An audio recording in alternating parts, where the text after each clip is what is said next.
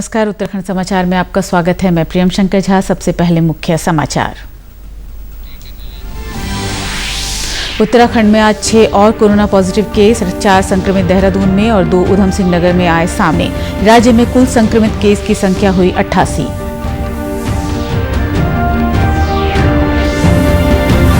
अंतरिक्ष क्षेत्र में निजी कंपनियों को भी मिलेगा प्रवेश। इसरो की परिसंपत्तियों का कर सकेंगे इस्तेमाल। हवाई मार्गों का होगा विस्तार।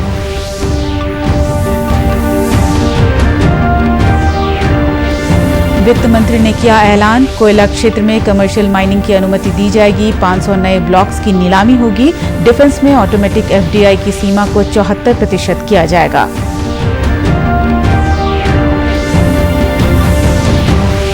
और कोरोना के समय में ई-नाम के जरिए कारोबारी सहूलियत मिलने से खुश हैं उधम सिंह नगर के किसान और व्यापारी।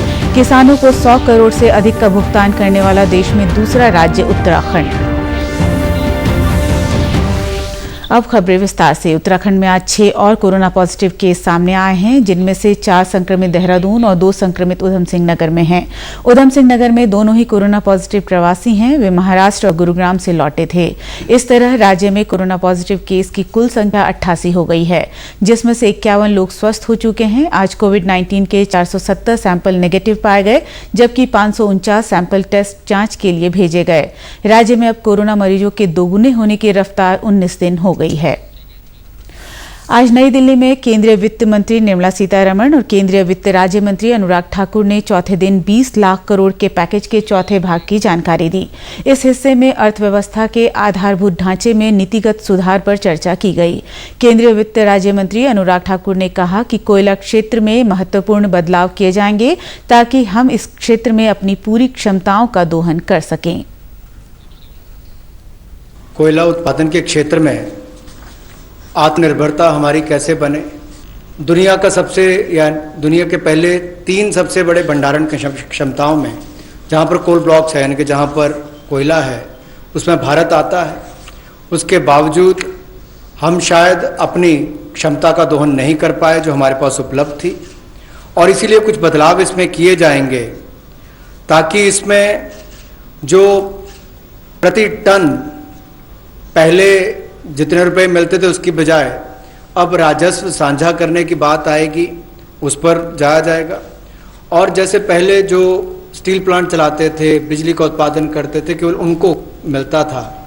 इसके लिए ओपन ऑक्शन भी होगी, ताकि ओपन मार्केट में सेल कर सकें, ज़्यादा लोग इसमें आए। लगभग 50 ऐसे नए ब्लॉक्स खनन के लिए नीलामी पर आने वाले समय में उपलब्ध करवाए जाएंगे, और इसमें अपफ्रंट पेमेंट की सीलिंग होगी। कोई पात्रता के बड़ी कंडीशन इसमें नहीं है इस तरह की, केवल उनको अपफ्रंट पेमेंट करनी है। इसके इंफ्रास्ट्रक्चर के डेवलपमेंट के लिए, आधारभूत ढांचे के डेवलपमेंट के लगभग 50,000 करोड़ रुपया खर्च होगा।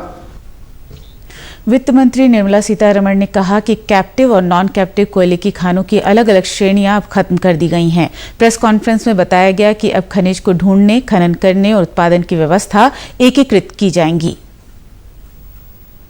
I don't have the capacity anymore. The left unused mineral lies there. Nobody else benefits out of it. So now we are permitting them to transfer the mining lease, so that whoever is interested in using the rest of it, which has been kept there, meaning which is lying there unmined, they can also use it, so the country can benefit from it. Seamless composite exploration cum mining production regime की हम बात करते हैं कि इसको लाएंगे, और 500 mining blocks ये उपलब्ध करवाए जाएंगे, और इसमें भी बॉक्साइट और कोल मिनरल ब्लॉक्स, इसकी ज्वाइंट ऑक्शन हो, नीलामी प्रक्रिया हो, इसको बल दिया जाएगा, ताकि जो एल्युमिनियम इंडस्ट्री है इससे उसको लाभ मिलेगा। देश में हवाई मार्गों का भी विस्तार किया जाएगा। केंद्रीय वित्त राज्य मंत्री अनुराग ठाकुर ने कहा कि अभी तक सिर्फ 60% ही एयर स्पेस का इस्तेमाल किया जा सका है। अगर कुल मिलाकर देखा जाए तो मात्र 60% भारतीय हवाई क्षेत्र जो है वो नागरिक विमान के लिए उपलब्ध है। अंतरिक्ष क्षेत्र में अब निजी कंपनियों का प्रवेश दे दिया गया है। साथ ही निजी क्षेत्र की कंपनियों को इसरो की सुविधाओं और उनकी परिसंपत्तियों के इस्तेमाल की अनुमति दी जाएगी। इसके साथ ही फलों और सब्जियों को संक्रमण रहित बनाने के लिए इररेडिएशन तकनीक का इस्तेमाल होगा। अब इस क्षेत्र में निजी क्षेत्र भी किस तरह से सहभागी हो, कैसे वो भागीदार बने। लॉन्च करने की बात हो या सैटेलाइट्स की बात हो या अंतरिक्ष क्षेत्र से जुड़ी हुई सेवाएं देने की बात हो, चाहे कम्युनिकेशन सैटेलाइट से बाकी हो, अनुमानित नीति लाकर हम अंतरिक्ष क्षेत्र में एक बड़ा सुधार लाएंगे। और यही नहीं, निजी क्षेत्र की कंपनियों को इसरो की सुविधाएं या जो एसेट्स हैं उनको इस्तेमाल का प्रावधान करेंगे। ये स्टार्टअप के रोबस्ट इकोसिस्टम को हम न्यूक्लियर सेक्टर के साथ जोड़ने जा रहे हैं ताकि टेक्नोलॉजी डेवलपमेंट कम इंक्यूबेशन सेंटर्स को सेटअप किया जा सके। डिफेंस क्षेत्र में ऑटोमेटिक रूट से की जाने वाली विदेशी निवेश की सीमा बढ़ाकर 74% कर दिया गया है। इसके साथ ही ऑर्डिनेंस फैक्ट्री बोर्ड का निगमीकरण किया जाएगा। डिफेंस मैन्युफैक्चरिंग के क्षेत्र में वो स्वचालित प्रत्यक्ष विदेशी निवेश के लिए 49% से बढ़ाकर 74% कर दी जाएगी। ऑर्डिनेंस फैक्ट्री बोर्ड का निगमीकरण होगा ताकि उनके कामकाज में और सुधार हो, बेहतर प्रोडक्ट बन सकें, सेना को और अच्छे हथियार मिल सकें, दुनिया भर के देशों पर हमारी निर्भरता कम हो, हिंदुस्तान के अंदर और रोजगार पैदा हो सके, कंपनियों को लिस्टिंग कराकर उनकी भी क्षमता बढ़ाने का काम किया जा सके। कुल मिलाकर पारदर्शिता और बेहतर प्रदर्शन की ओर हम आगे बढ़ सकें, इसलिए निगमीकरण करना बहुत आवश्यक है। इसके साथ ही सामाजिक बुनियादी क्षेत्र में वायबिलिटी गैप फंडिंग के लिए 8100 करोड़ रुपए का प्रावधान किया जाएगा। कुल मिलाकर सामाजिक बुनियादी ढांचे के इस सेक्टर के वायबिलिटी गैप फंडिंग के लिए लगभग 8100 करोड़ रुपए का आउटले किया गया है और इन प्रोजेक्ट को राज्य और केंद्र की सरकारें प्रपोज करेंगी। मुख्यमंत्री त्रिवेंद्र सिंह रावत ने आज कोविड-19 को लेकर अधिकारियों के साथ बैठक की। उन्होंने अधिकारियों को निर्देश दिए कि प्रवासी जिन जनपदों में आ रहे हैं वहां पर थर्मल स्क्रीनिंग की व्यवस्था की जाए ताकि राज्य के बॉर्डर एरिया पर स्क्रीनिंग का लोड कुछ कम हो सके। उन्होंने क्वारंटीन सेंटर की मॉनिटरिंग के लिए कर्मचारियों की तैनाती के भी निर्देश दिए। इसके साथ ही मास्क का इस्तेमाल न करने वालों और सार्वजनिक स्थानों पर थूकने वालों पर जुर्माना लगाने को कहा। मुख्यमंत्री ने बाहरी राज्यों से आ रहे सभी प्रवासियों का डाटा रखने के निर्देश दिए ताकि यदि कोई कोरोना पॉजिटिव पाया जाता है तो उसके साथ ट्रेवल करने वाले लोगों को भी ट्रेस किया जा सके और उन्हें एसएमएस के जरिए अलर्ट किया जा सके। पशुपालन को बढ़ावा देने और पशुओं के टीकाकरण के लिए केंद्र सरकार के ऐलान से उत्तराखंड के पशुपालक भी उत्साहित हैं। कोटद्वार के कलाल घाटी के पशुपालक विनोद सिंह रावत कहते हैं कि उनके पास लगभग 100 गाय और भैंस है। कोई प्लांट या मशीनरी नहीं होने के कारण वे दूध के अन्य उत्पाद नहीं बना पाते। अब वित्त मंत्री की घोषणा से उन्हें अपना व्यवसाय बढ़ाने में मदद मिलेगी। अच्छे टीकाकरण होंगे, अच्छी नस्ल तैयार होंगी, हमें इसका अच्छा पैसा मिलेगा। जब मेरी उम्र 18 साल थी मैं तब से काम कर रहा हूँ। एक ही काम पे हम खड़े हैं तब से। दूध निकाला, बाजार में बेचा। यदि हम इसका प्लांट लगाते हैं, कोई यूनिट हमारे यहाँ लगती है जिससे हम अपनी ब्रांड तैयार करें और हम चाहते हैं कि हम अपने राज्य से बाहर, अपने स्टेट से बाहर इसको पहुँचाएँ। कोटद्वार में दुग्ध अवशीतन केंद्र के प्रभारी ओमकार सिंह भी केंद्र के इस ऐलान से पशुपालन के क्षेत्र में नई संभावनाएं देखते हैं। एक तो उत्पादन बढ़ेगा और काश्तकारों को अधिक फायदा होगा, उनको मार्केट उपलब्ध होगा और उनको अनुदान पे सस्ती चीज़ें उपलब्ध होंगी। इसमें अभी वर्तमान में इसमें पाश्चराइजेशन की सुविधा उपलब्ध नहीं है और पैकिंग की सुविधा उपलब्ध नहीं है। यदि पाश्चराइजेशन और पैकिंग शुरू हो जाती है तो इसमें DTM से लेके TM से लेके और फुल क्रीम मिल्क वगैरह मार्केट में उपलब्ध हो पाएगा। कोटद्वार के पशु चिकित्सा अधिकारी डॉक्टर BM गुप्ता कहते हैं कि टीकाकरण से सामान्य पशुपालक सहित भेड़, बकरी और सुअर पालकों को भी बहुत फायदा मिलेगा। उन्होंने कहा कि इसके लिए पर्वतीय क्षेत्र की जनता को जागरूक करने की जरूरत है। अब इसमें सब चीज सम्मिलित कर लिया गया है। मुंह पका खुरपका बीमारी जो है पहले से टीकाकरण होता रहा है, लेकिन इसमें सीप, गोट और पिग्स को नहीं सम्मिलित किया गया था पहले। अब इसको सीप, गोट और पिग्स को भी सम्मिलित कर लिया गया है, जिससे इनका क्या होता है, सीप, गोट और पिग्स का मीट का एक्सपोर्ट होता है। तो हमारा जो मीट है यह बहुत एक्सपोर्ट होने में दिक्कत होती है अगर वैक्सीनेटेड एनिमल नहीं है। तो अगर वैक्सीनेशन प्रॉपर वे में अगर इनका होता है तो हमारे जो मीट का प्रोडक्शन है वो भी बढ़ जाएगा और उसकी क्वालिटी भी बढ़ जाएगी। केंद्र सरकार ने शुक्रवार को देश भर में 53 करोड़ पशुओं के टीकाकरण की योजना लाने की घोषणा की। यह योजना 13,343 करोड़ की होगी। राज्य में हजारों की संख्या में प्रवासी इस समय लौट रहे हैं। ऐसे में क्वारंटीन सेंटर और उनकी देखरेख कर रहे ग्राम प्रधानों की भूमिका अहम है। पौड़ी के थलीसैंड तहसील के सीमांत गांव डडोली मल्ली में इस समय 80 प्रवासी 5 क्वारंटीन सेंटर में मौजूद हैं। अभी और प्रवासियों के लौटने की सूचना है। डडोली मल्ली गांव के प्रधान कहते हैं कि शुरुआत में कुछ दिक्कतें आईं, लेकिन अभी यहां स्थिति ठीक है। यहाँ पे इतनी जनसंख्या हो गई कि हमें पहले तो बहुत परेशानी हुई, लेकिन हमने काफ़ी बिल्डिंगें यहाँ पे हायर कर रखे हैं, जिसके कारण हमने यहाँ पे बहुत ही अच्छी व्यवस्था अपने प्रवासी लोगों के लिए बनाई हुई है। मैं गुरुग्राम हरियाणा से आया हूँ और यहाँ पे जो खाना पीना हम 19 लोग रह रहे हैं। हम खाना प्रधान द्वारा दिया गया सामग्री हम खुद बना रहे हैं और खुद खा रहे हैं, कोई दिक्कत नहीं है। उधर टिहरी में भी बड़ी संख्या में प्रवासी लौट रहे हैं। यहाँ के सबसे बड़े विकासखंड भिलंगना में अब तक 2000 लोगों को होम क्वारंटीन किया जा चुका है। जिनके घरों पर अलग रहने की व्यवस्था नहीं है, उन्हें स्कूलों और पंचायत घरों में क्वारंटीन किया जा रहा है। यहाँ पिलखी क्षेत्र के प्राथमिक स्वास्थ्य केंद्र के प्रभारी डॉक्टर श्याम विजय बताते हैं कि दूसरे तीसरे दिन सभी क्वारंटीन लोगों का स्वास्थ्य परीक्षण किया जाता है। दूसरे तीसरे दिन ग्रामों में जाके जो लोग हमारे होम क्वारंटाइन पे हैं या उनको कहीं संस्थागत क्वारंटाइन में रखा गया है, उनको हम बराबर निगरानी रख रहे हैं। घनसाली और चिरवटिया में हमारी चेक पोस्ट भी चल रही है। जितने भी आने वाले हैं इनकी थर्मल स्क्रीनिंग हो रही है और उनको स्पष्ट निर्देश ये भी दिए जा रहे हैं कि यहाँ से जाने के बाद आप क्वारंटाइन अवधि का पूर्ण पालन करेंगे।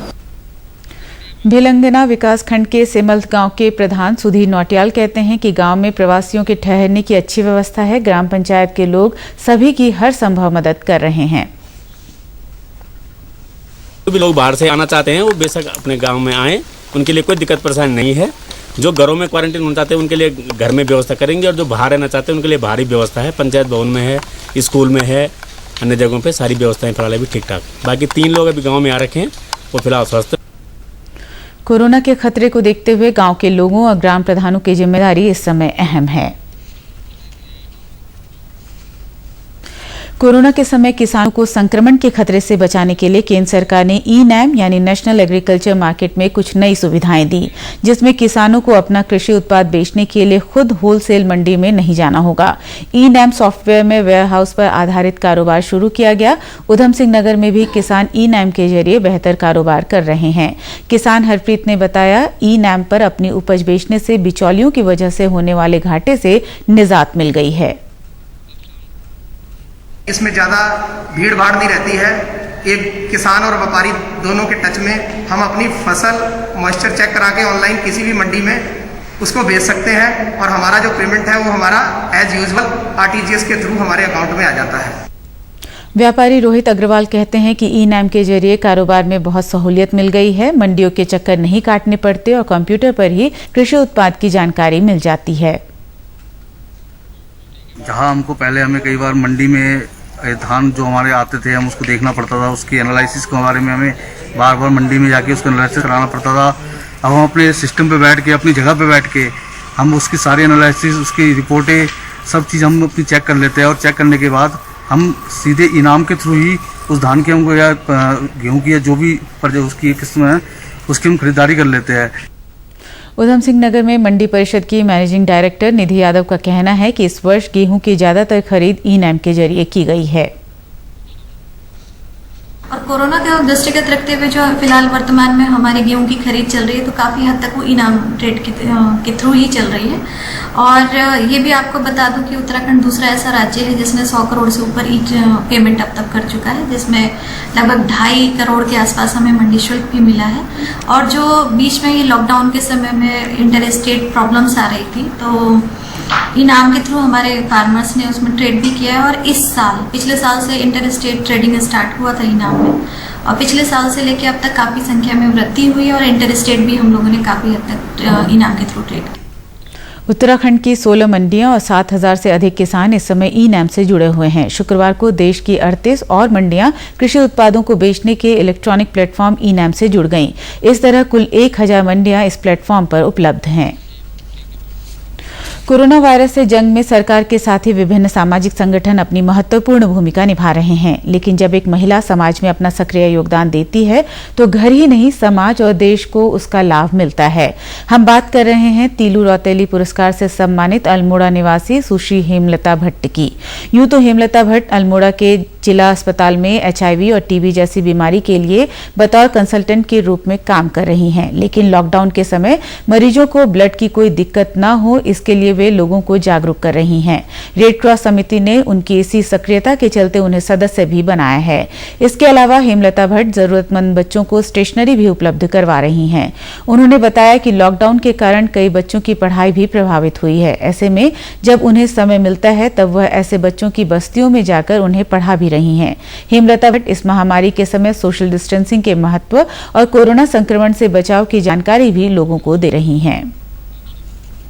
प्रोटेक्शन सिर्फ हमें अपना ही नहीं करना है, बल्कि हमें प्रोटेक्शन अपना करने के साथ साथ अपने घर जाने तक अपने को सुरक्षित रखना है। और घर जाने के बाद भी अच्छी तरह हम लोगों को अपने हाथ पैर धोने हैं, मुंह हाथ धो के अच्छी तरह नहाना धोना, कपड़े चेंज करना, ये सारी चीजें प्रक्रिया करनी है। मेरे के लिए यहाँ पर क्लिनिक पर जो भी पेशेंट आते हैं उन पेशेंट को मैं यहाँ पर मास्क लेकर यहाँ पर उनको वितरित कर दूँ। और इसके अलावा जो भी मरीज यहाँ पर आता है पहले उसको खुद सैनिटाइज करती हूँ। हमारा जो जागरूकता अभियान था मास्क के प्रति, वो अल्मोड़ा में अब लगभग हर कोई व्यक्ति मास्क ही पहन रहा है। बगैर मास्क के अब कोई नहीं है।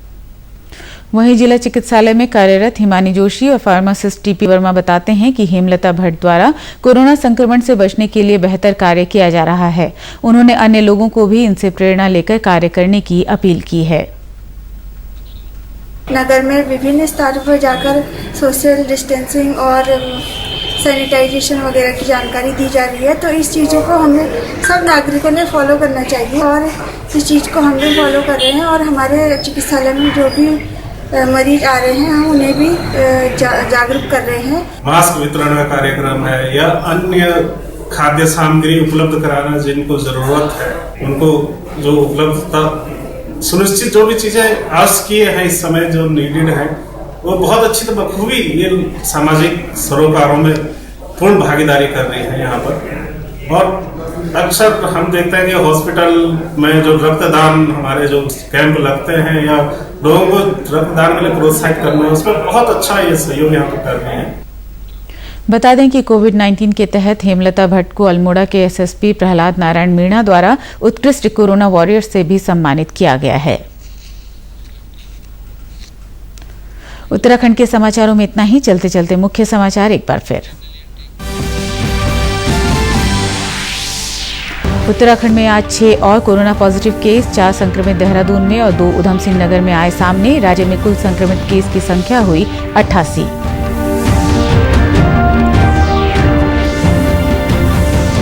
अंतरिक्ष क्षेत्र में निजी कंपनियों को भी मिलेगा प्रवेश। इसरो की परिसंपत्तियों का कर सकेंगे इस्तेमाल। हवाई मार्गों का होगा विस्तार।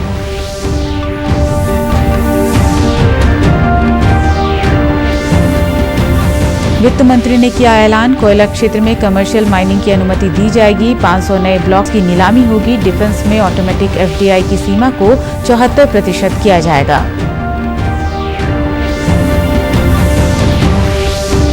और कोरोना के समय में ई नैम के जरिए कारोबारी सहूलियत मिलने से खुश हैं उधम सिंह नगर के किसान और व्यापारी।